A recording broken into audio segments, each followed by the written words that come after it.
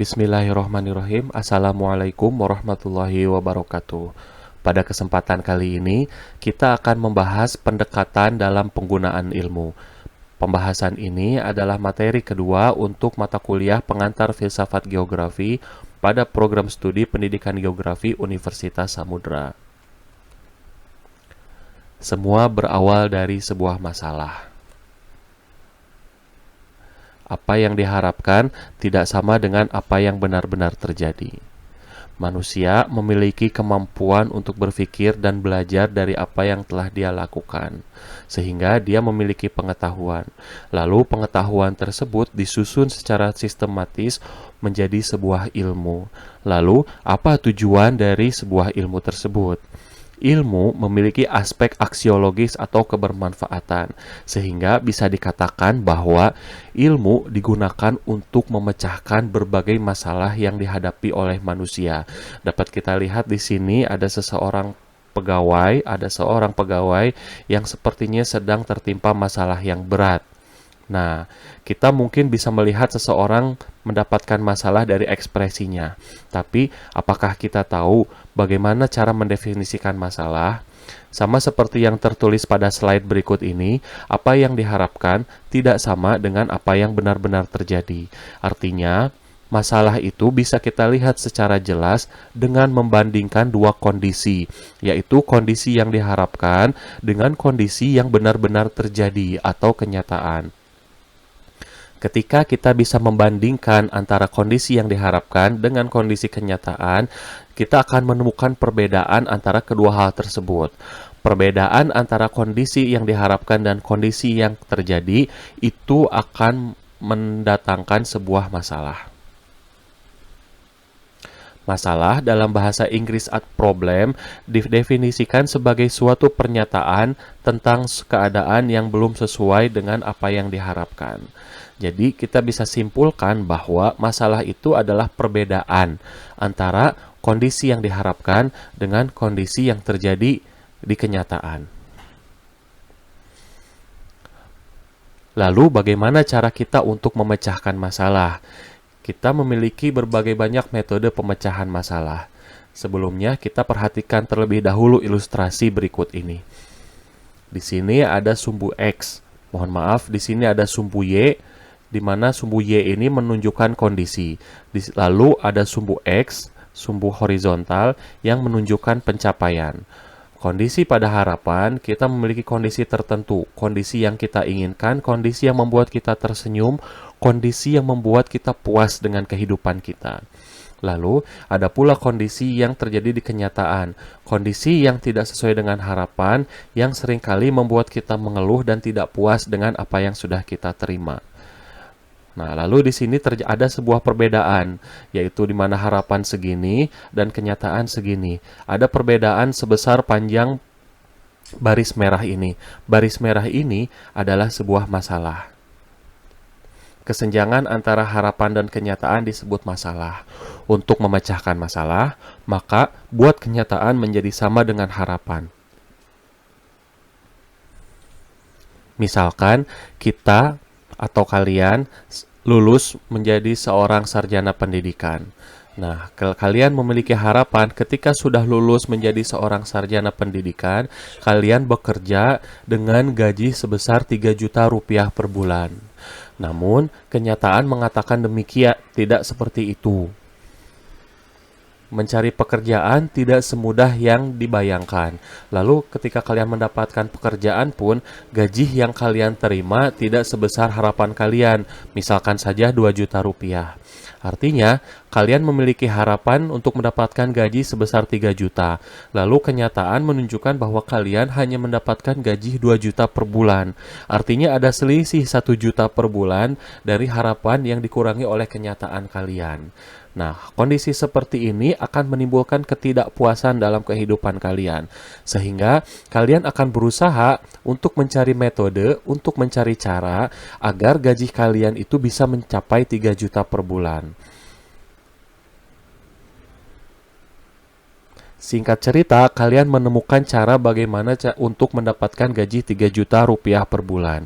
Manusia memiliki akal dan kemampuan belajar yang luar biasa, sehingga pada saat kalian mendapatkan gaji 2 juta per bulan, kalian meningkatkan skill kalian melalui pembelajaran online atau mencari proyek-proyek kecil yang bisa menambah kekurangan dari pendapatan kalian.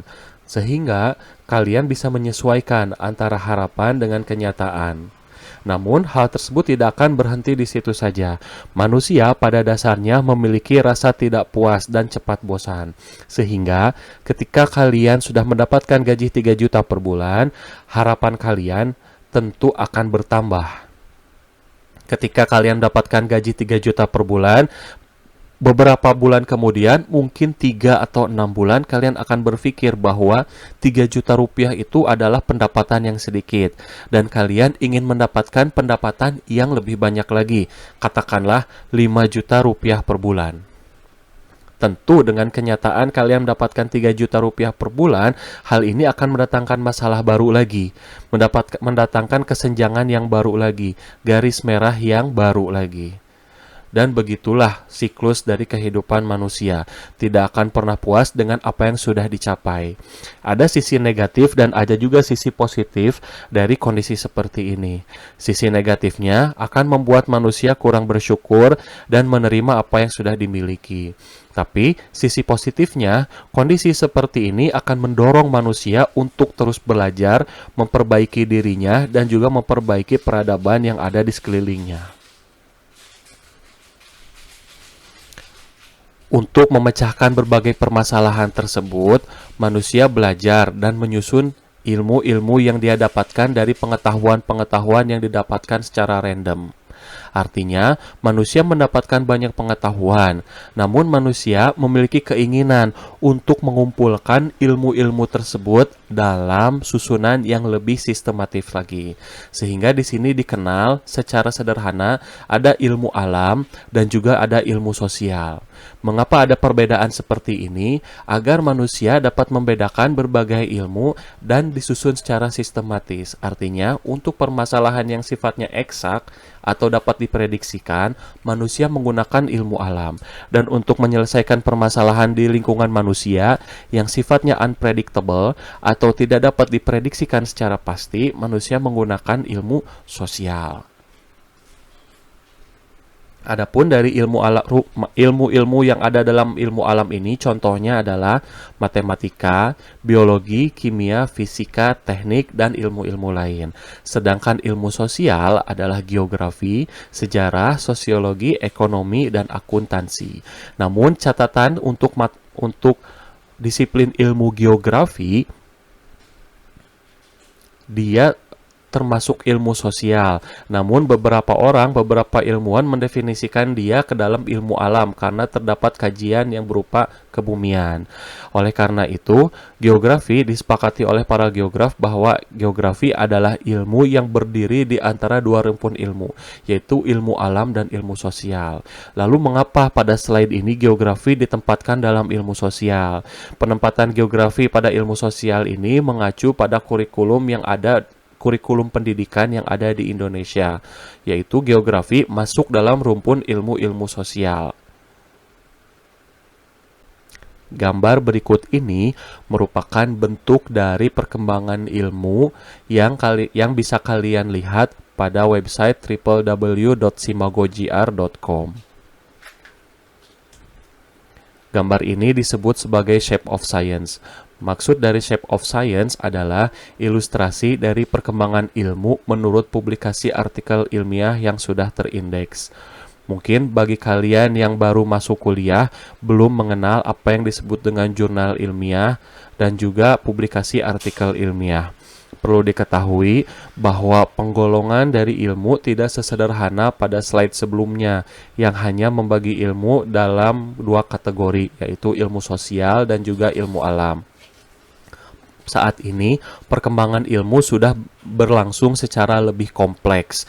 Pada gambar yang kalian lihat ini, satu warna itu mewakili satu buah rumpun ilmu. Dan bisa dilihat bahwa rumpun ilmu yang paling pesat perkembangannya adalah rumpun ilmu dengan intensitas atau kerapatan warna dan juga area yang lebih luas.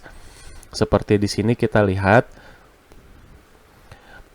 bagian yang berwarna hijau itu terdiri dari Journal of Finance, Academy of Management Journal, Journal of Applied Psychology, Journal of American Society for Information Science and Technology. Jadi bisa disimpulkan bahwa area yang diberikan warna hijau ini merupakan ilmu yang ada pada rumpun keuangan dan manajemen, baik itu dalam bidang psikologinya maupun teknologinya. Namun, beberapa titik warna hijau ini ternyata bercampur dengan warna yang lain, seperti warna hijau yang ada dalam warna biru. Warna biru ini bisa kalian lihat bahwa ada Journal Communication of the ICM, European Journal of Operational Research, Proceeding of the IEEE, Siam Journal of Optimization. Nah, sehingga jika kalian mengenal nama-nama dari jurnal ini, sebenarnya jurnal ini adalah jurnal yang membahas tentang teknologi. Artinya, ada sebagian kajian dari ilmu manajemen yang berada atau bercampur dengan kajian teknologi. Atau dengan bahasa mudahnya, ada kaitan antara manajemen dan teknologi. Barangkali bisa kita simpulkan bahwa penggunaan teknologi itu akan berpengaruh terhadap pola manajemen yang ada dalam satu perusahaan. Lalu pada area yang berwarna oranye ini bisa dilihat ada jurnal yang berjudul Journal of Personality and Social Psychology. Lalu ada jurnal Cognitive Science, lalu ada jurnal Trends in Cognitive Science. Bisa kita lihat bahwa jurnal yang berada dalam area oranye ini adalah jurnal yang mengkaji permasalahan di bidang psikologi kognitif atau kemampuan berpikir manusia dalam aspek psikologi. Nah, namun ada beberapa titik warna hijau yang ada pada area berwarna oranye ini, sehingga bisa disimpulkan bahwa ilmu manajemen yang ada pada warna hijau itu berkaitan atau beririsan dengan ilmu kognitif atau ilmu psikologi kognitif. Bisa juga disimpulkan bahwa ilmu manajemen ini memiliki pengaruh terhadap kondisi personality atau kondisi kemampuan berpikir. Semakin baik kondisi berpikir atau kemampuan berpikir seseorang, maka bisa diprediksikan bahwa ilmu manajemennya akan semakin baik. Lalu ada kelanjutan dari gambar tadi, bagian bawahnya. Di sini ada warna ungu dengan judul-judul New England Journal for Medicine, Clinical Orthopedics and Related Research, Journal of Clinical Oncology, dan American Surgeon dan jurnal yang lainnya.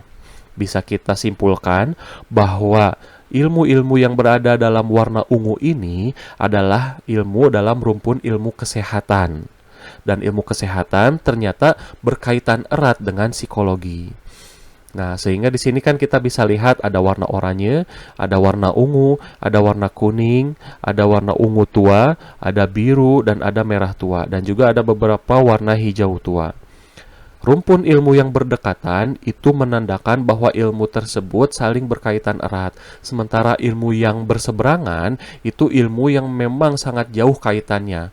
Walaupun memang bisa jadi ada kaitannya, tapi kaitannya sangat jauh. Seperti ilmu psikologi dengan ilmu teknik. Ilmu teknik yang mengkaji tentang elektronika, mekanika mesin, dan juga hal-hal yang bersifat komputasi itu memiliki keterkaitan yang sangat kecil dengan ilmu psikologi. Tapi ilmu psikologi memiliki keterkaitan yang sangat erat dengan ilmu kesehatan. Demikian cara membaca untuk Chef of Science ini. Semoga kalian bisa memahaminya. Jika kalian tidak atau kalian membutuhkan referensi yang lebih lanjut, silahkan kalian akses secara langsung websitenya, yaitu www.simagogr.com. Demikian pembahasan untuk kali ini. Semoga bermanfaat. Wassalamualaikum warahmatullahi wabarakatuh.